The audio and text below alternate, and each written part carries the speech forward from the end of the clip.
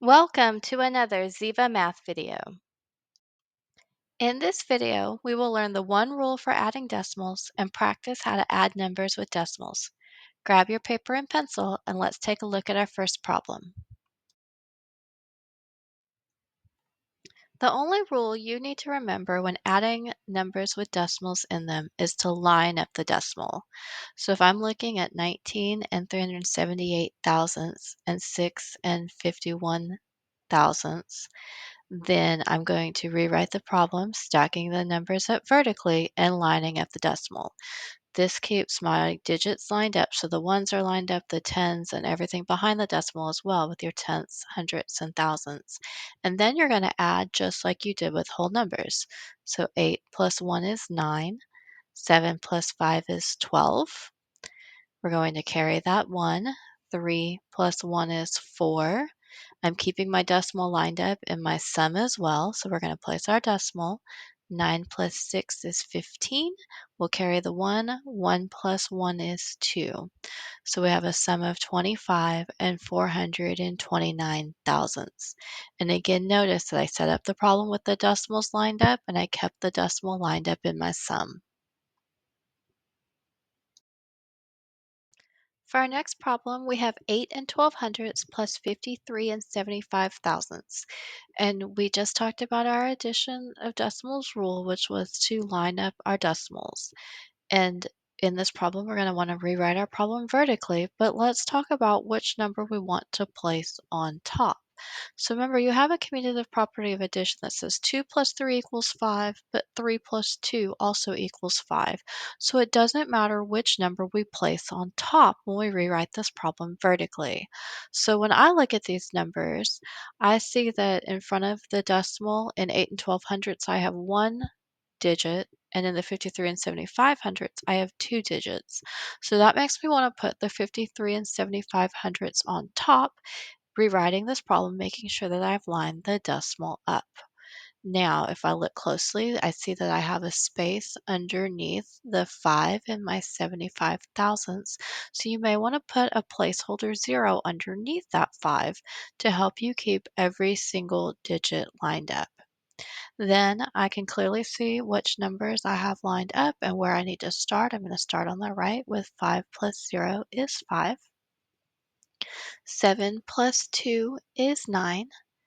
0 plus 1 is 1. I'm keeping my decimal points lined up. 8 plus 3 is 11. I'll carry my 1.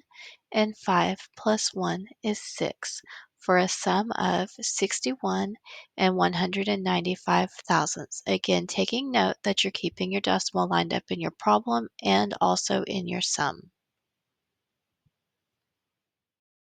Our next example, we have 7 and 945 thousandths and 634 and 28 hundredths. And again, I have the choice of which number I want to put on top when rewriting my problem vertically, just making sure that I keep my decimals lined up. So when I look at these numbers, I have one digit in the 7 and 945 thousandths in front of the decimal, and I have three digits in 634 and 28 hundredths. So I'm going to put the 634 and 28 hundredths on top, making sure that as I rewrite my problem, I keep my decimal points lined up. And I also noticed that above the 5, I have a space. I can put one of those space holder zeros there in order to keep my digits lined up to start adding. So 0 plus 5 is 5. 8 plus 4 is 12. I'll carry the 1. 9 plus 2 plus 1 is 12.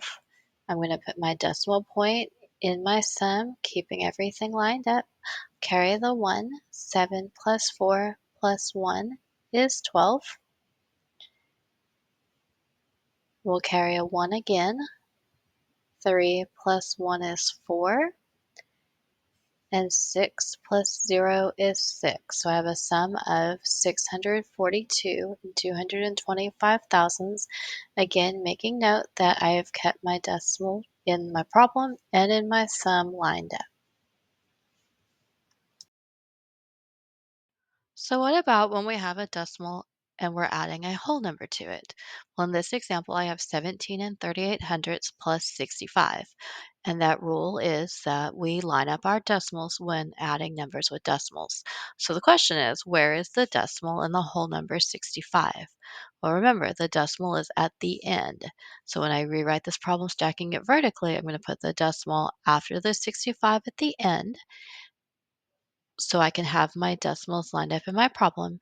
And then I'm going to place these placeholder zeros there just so I can have the tenths and the hundredths lined up. Then I'm going to go ahead and add. So I have 8 plus 0 is 8. 3 plus 0 is 3. I will keep my decimal and my sum lined up as well. 7 plus 5 is 12. We'll carry a 1. And 6 plus 1 is 8.